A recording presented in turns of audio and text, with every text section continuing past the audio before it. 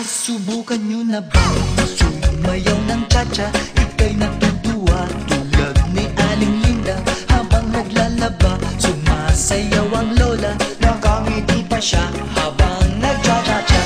Dahil ang cha-cha pampatanggal ng problema.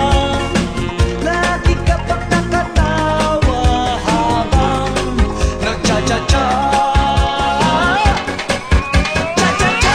Kaliwat kanan nyo lang